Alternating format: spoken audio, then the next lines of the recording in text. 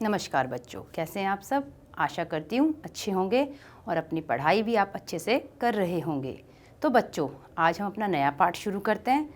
पाठ हमारी कक्षा 6 का है, विषय है भूगोल। पाठ का नंबर है 5 और पाठ का नाम है पृथ्वी के प्रमुख परिमंडल। तो बच्चों, आप ये चित्र देखिए जो मैंने बनाया है। आप इस चित्र को ध्यान से देखो बच्चों, आपको इसमें क्या क्या दिख रहा है।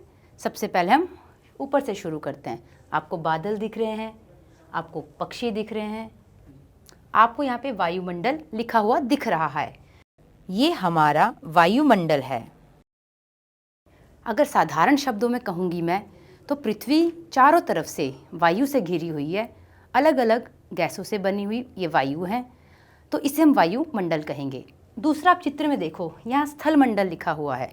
यहाँ आपको पहाड़ दिख रहे हैं, यहाँ आपको मैदान दिख रहे हैं, पेड़ दिख रहे हैं, घर दिख रहे हैं। तो यहाँ पर ये पूरी जो ज़मीन है हमारी, इसे हम कहते हैं स्थल मंडल। तीसरा मंडल है हमारा जल मंडल। जल मंडल में आप देख रहे हो नदी निकल रही है पहाड़ों से। ये पूरा पानी बादलों से जो वर्षा हो रही है, जो पानी है इन नदियों में जा रहा है। ये तालाब, यहाँ पर भी जल मंडल है। तो हमारे तालाब, हमारे नदियाँ, हमारे झरने, ये सब जल मंडल के अंतर्गत आते हैं। तो बच्चों, आज हम इन्हीं परिमंडल के बारे में पढ़ने वाले हैं। बच्चों, एक चौथा परिमंडल है जो मैंने यहाँ लिखा नहीं है, वो आपको ऐसे कोई बता सकता है बच्चों? उसका नाम है जैव मंडल या जीव मंडल। जहाँ ये सब तीनों मंडल मिलते हैं उसको कहते हैं हम जीव मंडल या जैव मंडल। आइए बच्चों, आज का पाठ हम शुरू करें। तो बच्चों, आपने पिछले अध्याय में पढ़ा था पृथ्वी एकमात्र ऐसा ग्रह है जहाँ जीवन है। मानव यहाँ जीवित रह सकता है क्योंकि जीवन के लिए यहाँ पर आवश्यक तत्व है, जैसे भूमि, जल तथा हवा पृथ्वी पर मौजूद हैं। पृथ्वी की सतह ऐसी है जिसमें पर्यावरण के तीनों महत्वपूर्ण घटक आपस में मिलते हैं तथा एक दूसरे को प्रभावित करते हैं। पृथ्वी का ठोस भाग जिस पर हम रहते हैं उसे भूमंडल कहा जाता है। गैस की परतें जो पृथ्वी को चारों ओर से घेरती है उसे वायुमंडल कहा जाता है, जहां ऑक्सीजन, नाइट्रोजन, कार्बन डाइऑक्साइड और दूसरी गैसें पाई जाती हैं। पृथ्वी के एक बहुत बड़े भाग पर जल पाया जाता है जिसे जलमंडल कहा जाता है। जलमंडल में जल की सभी अवस्थाएं जैसे बर्फ, जल एवं जलवाष्प सम्मिलित हैं। चौथा है जीवमंडल। एक सीमित क्षेत्र है जहां स्थल, जल एवं हवा एक साथ मिलते हैं, जहां सभी प्रकार के जीवन पाए जाते हैं। आइए बच्चों, आपको शब्दों की उत्पत्ति के बारे में बताऊं। आपको पता है ग्रीक एक भाषा है। ग्रीक भाषा में लिथास का अर्थ है पत्थर, एटमास का अर्थ है वाष्प, हुडर का अर्थ है जल, बायोस का अर्थ है जीवन। इसीलिए हम अंग्रेजी में भूमंडल को लिथोस्फेयर, वायुमंडल को एटमॉस्फेयर और जलमंडल को हाइड्रोस्फेयर और जीवमंडल को बायोस्फेयर कहते हैं। इन सब की उत्पत्ति ग्रीक भाषा के इन्हीं शब्दों से हुई है। तो आओ बच्चों, मैं आपको अब एक एक परिमंडल के बारे में जानकारी दूं। तो सबसे पहला परिमंडल है हमारा भूमंडल। पृथ्वी के ठोस भाग को भूमंडल कहा जाता है। ये भूपर्टी की चट्टानों तथा मिट्टी की पतली परतों का बना होता है जिसमें जीवों के लिए पोषक तत्व पाए जाते हैं। पृथ्वी की सतह को दो मुख्य भागों में बांटा जा सकता है। बड़े स्थलीय भूभाग को महाद्वीपों के नाम से जाना जाता है तथा बड़े जलाशयों को महासागरीय बेसिन के नाम से जाना जाता है। विश्व के सभी महासागर आपस में एक दूसरे से जुड़े हुए हैं। चित्र 5.1 में विश्व के मानचित्र को देखिए। क्या सभी स्थलीय भूभाग एक दूसरे से आपस में जुड़े हुए हैं? अच्छा बच्चों, अब हम बात करते हैं समुद्र जल की। समुद्री जल का तल सभी जगह समान होता है। स्थल की ऊंचाई को समुद्र तल से मापा जाता है जिसे शून्य माना जाता है। विश्व का सबसे ऊंचा शिखर माउंट एवरेस्ट समुद्र तल से 8,848 मीटर ऊंचा है। विश्व का सबसे गहरा भाग प्रशांत महासागर का मैरियाना गर्त है जिसकी गहराई 11,022 मीटर है। क्या आपने कभी कल्पना की है कि समुद्र की गहराई पृथ्वी के सबसे ऊंचे भाग से इतनी अधिक भी हो सकती है? तो बच्चों, क्या आप जानते हैं न्यूजीलैंड के एडमंड हिलेरी तथा भारत के तेंजिंग नोर्गे शेरपा 29 मई 1953 में पृथ्वी के सबसे ऊंचे शिखर माउंट एवरेस्ट पर चढ़ने वाले पहले व्यक्ति थे। जापान की जुंको ताबेई विश्व की पहली महिला थी जिसने 16 मई 1975 को एवरेस्ट पर कदम रखा। बिछेंद्री पाल भारत की पहली महिला थी जिसने 23 मई 1984 को एवरेस्ट पर अपना कदम रखा। तो बच्चों, आप देख सकते हो कि लोग इतने ऊंचे पहाड़ों पर भी चढ़े हैं जिसे हम सबसे ऊंचा शिखर विश्व का मानते हैं। तो बच्चों, आओ हम अब अपने एक एक महाद्वीप की जानकारी आपको दें। तो बच्चों, फिर से आप लोग मानचित्र 5.1 देखो। सबसे पहले आपको यहाँ पर 7 प्रमुख महाद्वीप दिख रहे हैं। ये विस्तृत जलराशि के द्वारा एक दूसरे से अलग हैं। ये महाद्वीप हैं एशिया, यूरोप, अफ्रीका, उत्तर अमेरिका, दक्षिण अमेरिका, ऑस्ट्रेलिया तथा अंटार्कटिका। ध्यान दीजिए कि स्थल का बहुत बड़ा भाग उत्तरी गोलार्ध में पाया जाता है। तो सबसे पहले हम बात करेंगे एशिया महाद्वीप की। ये महाद्वीप विश्व का सबसे बड़ा महाद्वीप है। ये पृथ्वी के कुल क्षेत्रफल के 1/3 भाग में फैला है। ये महाद्वीप पूर्वी गोलार्ध में स्थित है। कर्क रेखा इस महाद्वीप से होकर गुजरती है। एशिया के पश्चिम में यूराल पर्वत है जो इसे यूरोप से अलग करता है। चित्र 5.1 में देखें। यूरोप एवं एशिया के संयुक्त भूभाग को यूरेशिया, यूरोप प्लस एशिया कहा जाता है। इसी से बना हमारा यूरेशिया। अगला महाद्वीप है हमारा यूरोप। यूरोप एशिया से बहुत छोटा है। ये महाद्वीप एशिया के पश्चिम में स्थित है। आर्कटिक वृत्त इससे होकर गुजरता है। ये 3 तरफ से जल से घिरा है। विश्व के मानचित्र को देखिए एवं इसकी स्थिति को पता करें। अगला है हमारा अफ्रीका। अफ्रीका एशिया के बाद विश्व का दूसरा सबसे बड़ा महाद्वीप है। विषुवतीय वृत्त या 0 डिग्री अक्षांश इस महाद्वीप के लगभग मध्य भाग से होकर गुजरती है। अफ्रीका का बहुत बड़ा भाग उत्तरी गोलार्ध में स्थित है। चित्र 5.1 को फिर से देखिए। आप पाएंगे कि यही एक ऐसा महाद्वीप है जिससे होकर कर्क रेखा, विषुवत वृत्त रेखा तथा मकर रेखा तीनों ही गुजरती हैं। इसी महाद्वीप में सहारा विश्व का सबसे बड़ा गर्म रेगिस्तान। ये महाद्वीप चारों तरफ से समुद्रों एवं महासागरों से घिरा है। आप देखेंगे कि विश्व की सबसे लंबी नदी जिसे नील नदी कहा जाता है अफ्रीका से होकर गुजरती है। अफ्रीका का मानचित्र देखिए तथा बताइए कि क्या कर्क रेखा, मकर रेखा, विषुवत वृत्त इसके किन किन भागों से होकर गुजरती है। इसके लिए आप एटलस का उपयोग कर सकते हैं। अगला महाद्वीप है उत्तर अमेरिका। विश्व का तीसरा सबसे बड़ा महाद्वीप है। ये दक्षिण अमेरिका से एक संकरे स्थल से जुड़ा है जिसे पनामा जल संधि कहा जाता है।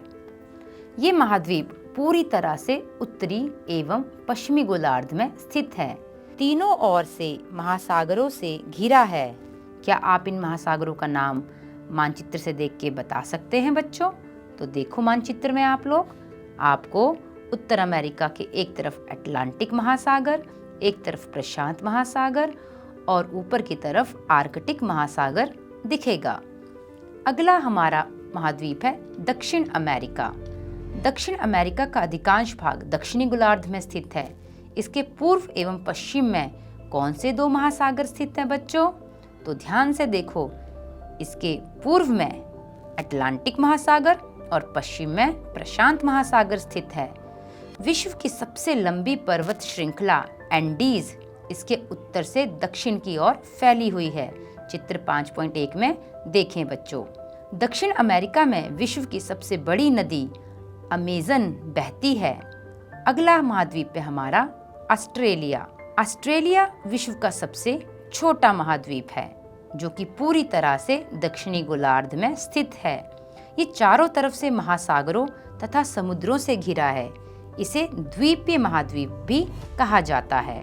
और अंतिम महाद्वीप है हमारा अंटार्कटिका महाद्वीप। ये बहुत बड़ा महाद्वीप है बच्चों। ये पूरी तरह से दक्षिणी गोलार्ध में स्थित है। दक्षिणी ध्रुव इस महाद्वीप के मध्य में स्थित है। चूंकि ये दक्षिणी ध्रुव क्षेत्र में स्थित है, इसीलिए ये हमेशा मोटी बर्फ की परतों से ढका रहता है। यहाँ किसी भी प्रकार का स्थायी मानव निवास नहीं है। बहुत से देशों के शोध केंद्र यहाँ स्थित है। भारत के भी शोध केंद्र हैं यहाँ। इनका नाम है मैत्री तथा दक्षिण गंगोत्री। तो आओ बच्चों, अब हम आगे बढ़े और अपने जलमंडल के बारे में जानकारी लें। बच्चों, इस चित्र को देखो। इस चित्र में आपको क्या दिख रहा है? ये एक वृत्तारेख है।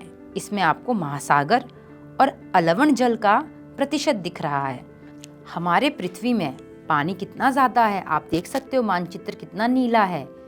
तो पानी हमारा जो है महासागरों में सबसे अधिक पाया जाता है 97.5%। और हमारे यहाँ पर अलवण जल क्या होता है बच्चों? जिसमें नमक की मात्रा नहीं होती, जिससे हम कह सकते हैं पीने वाला पानी या मीठा पानी। तो बच्चों, ये बहुत कम मात्रा में मिलता है, सिर्फ 2.5%। जबकि महासागर का जो पानी होता है, आप सबको पता है, वो लवण वाला होता है, उसमें नमक होता है, उसे आप पी नहीं सकते। तो ये हमारे पास ज़्यादा है। तो बच्चों, आप देखते हो हमारी पृथ्वी नीले रंग की दिखती है। पृथ्वी को नीला ग्रह भी कहा जाता है। पृथ्वी का 71% भाग जल तथा 29% भाग स्थल है। जलमंडल में जल के सभी रूप उपस्थित है, जिसमें महासागर, नदियाँ, झीलें, हिम नदियाँ, भूमिगत जल तथा वायुमंडल की जलवाष्प सभी सम्मिलित। पृथ्वी पर पाए जाने वाले जल का 97% से अधिक भाग महासागरों में पाया जाता है एवं वह इतना खारा होता है कि मानव के उपयोग में नहीं लाया जाता। शेष जल का बहुत बड़ा भाग बर्फ की परतों एवं हिम नदियों तथा भूमिगत जल के रूप में पाया जाता है। जल का बहुत कम भाग अलवण जल के रूप में पाया जाता है। जैसा कि मैंने आपको बताया है कि वृत्त आरेख में अलवण जल 2.5% दर्शाया हुआ है, जो मनुष्य के इस्तेमाल में आता है। यही कारण है कि नीले ग्रह में रहने के बावजूद हम पानी की कमी महसूस करते हैं। आओ बच्चों, मैं आपको अब महासागरों के बारे में बताऊं, पर महासागरों के बारे में बताने से पहले आपको एक चित्र दिखाऊं, जिसमें आप महाद्वीपों के आकार की तुलना कर सकते हो। चित्र 5.3 देखो बच्चों। इसमें आपने क्या करना है बच्चों? वर्गों को गिनना है। ये जो आपको डब्बे दिख रहे हैं, इनको गिनोगे आप। फिर आपको पता चलेगा कि किस वाले महाद्वीप का आकार बड़ा है और किसका छोटा। वैसे तो हमने आपको जानकारी दे दी है कि कौन सा महाद्वीप सबसे बड़ा है, जैसे कि एशिया, और कौन सा सबसे छोटा है, जैसे कि ऑस्ट्रेलिया। पर आप इन वर्गों को अगर गिनेंगे तो आपको इनकी तुलना करना आसान हो जाएगा। तो सबसे बड़े महाद्वीप का नाम लिखिए, वर्गों में गिनेंगे तो आपको पता चलेगा एशिया सबसे बड़ा महाद्वीप है। अगला देखो क्या प्रश्न है, कौन बड़ा है, यूरोप या ऑस्ट्रेलिया? तो आप देख सकते हो, अगर इन वर्गों को आप गिनोगे तो आपको पता चलेगा कि यूरोप बड़ा है और ऑस्ट्रेलिया छोटा है, क्योंकि यूरोप के जो वर्ग हैं वो हैं 10, ऑस्ट्रेलिया के 8 वर्ग हैं। तो बच्चों, आओ अब मैं आपको महासागरों की जानकारी दूं। महासागर जलमंडल के मुख्य भाग हैं। ये आपस में एक दूसरे से जुड़े हुए हैं। महासागरीय जल हमेशा गतिशील रहता है। तरंगे, ज्वार भाटा तथा महासागरीय धाराएं महासागरीय जल की 3 प्रमुख गतियां हैं। बड़े से छोटे आकार के आधार पर क्रमशः 5 महासागर प्रमुख हैं: प्रशांत महासागर, अटलांटिक महासागर, हिंद महासागर, दक्षिण महासागर तथा आर्कटिक महासागर। आप फिर से चित्र 5.1 को देखें। तो बच्चों, आओ सबसे पहले हम बात करते हैं सबसे बड़े महासागर की, प्रशांत महासागर की। ये पृथ्वी के 1/3 भाग पर फैला है। पृथ्वी का सबसे गहरा भाग मैरियाना गर्त प्रशांत महासागर में ही स्थित है। मैंने आपको उसकी गहराई बताई थी बच्चों, 11,022 मीटर। प्रशांत महासागर लगभग वृत्ताकार है। एशिया, ऑस्ट्रेलिया, उत्तर एवं दक्षिणी अमेरिका इसके चारों ओर स्थित है। बच्चों, अब हमारा अगला महासागर अटलांटिक महासागर, ये विश्व का दूसरा सबसे बड़ा महासागर है। ये अंग्रेजी भाषा के एस अक्षर के आकार का है। इसके पश्चिमी किनारे पर उत्तर एवं दक्षिण अमेरिका है तथा पूर्वी किनारे पर यूरोप एवं अफ्रीका है। अटलांटिक महासागर की तटरेखा बहुत अधिक दंतुरित है। दंतुरित क्या होता है बच्चों? कटी फटी। आप इस चित्र को देख सकते हो, आपको दिखेगा कि इस तरफ तो है जहाँ लिखा है दंतुरित तटरेखा, कितनी सारी कटी फटी है। तो बच्चों, ये अनियमित एवं दंतुरित तटरेखा प्राकृतिक पोताशियों एवं पतनों के लिए आदर्श स्थिति है।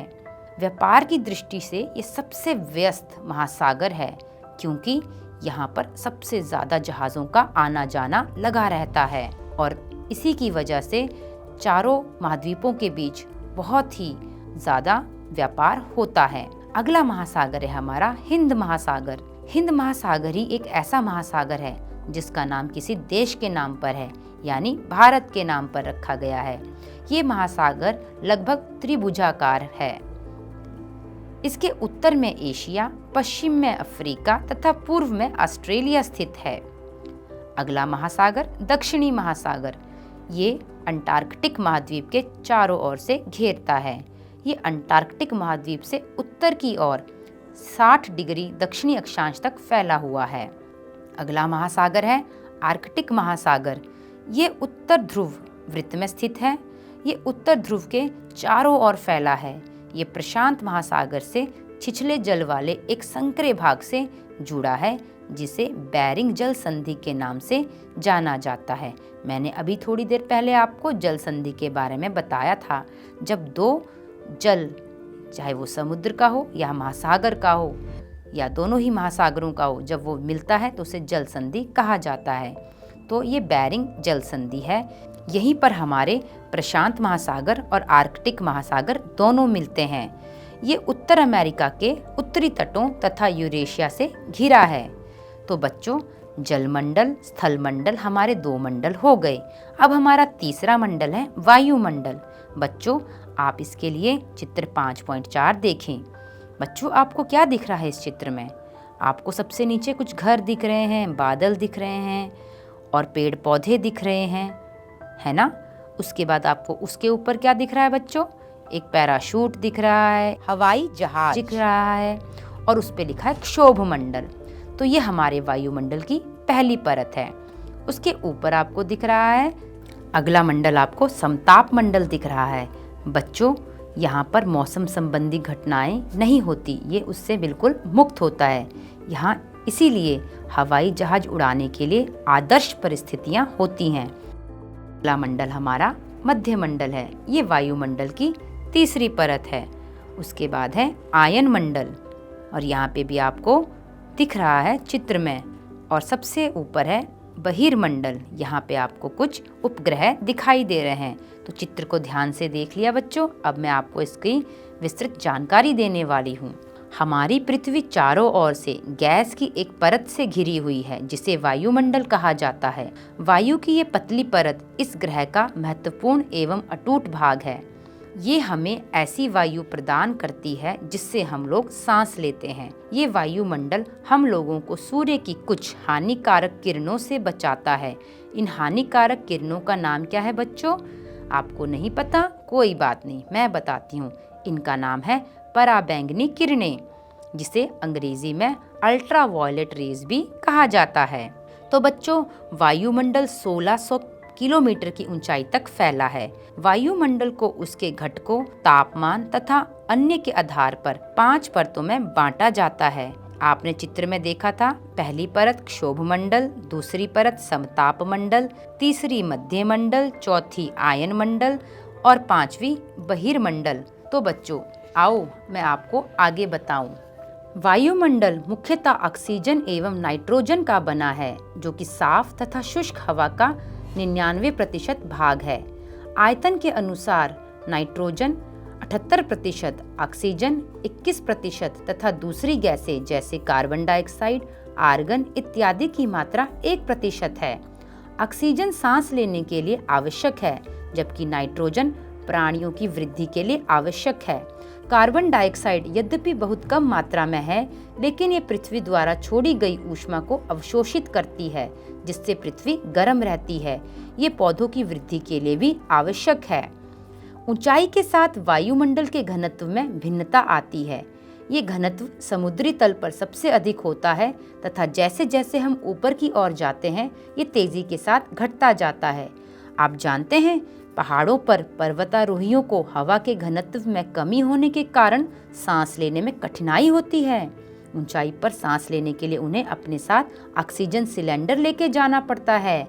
जैसे जैसे हम ऊपर की ओर जाते हैं, तापमान भी घटता जाता है। वायुमंडल पृथ्वी पर दबाव डालता है।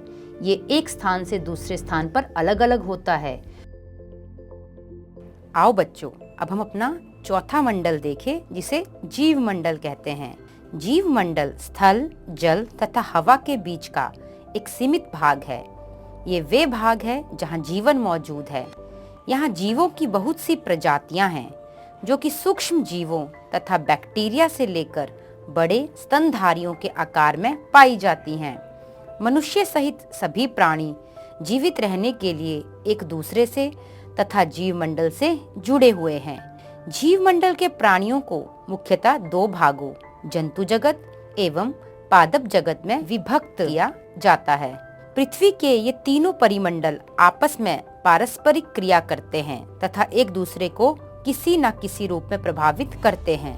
उदाहरण के लिए, लकड़ी तथा खेतों के लिए वनों को काटा जाए तो इससे ढलुआ भाग पर मिट्टी का कटाव तेजी से होने लगता है।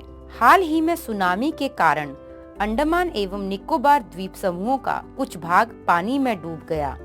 झीलों तथा नदियों में दूषित पदार्थों के प्रवाहित होने से उसका जल मानव के इस्तेमाल के लायक नहीं रह जाता।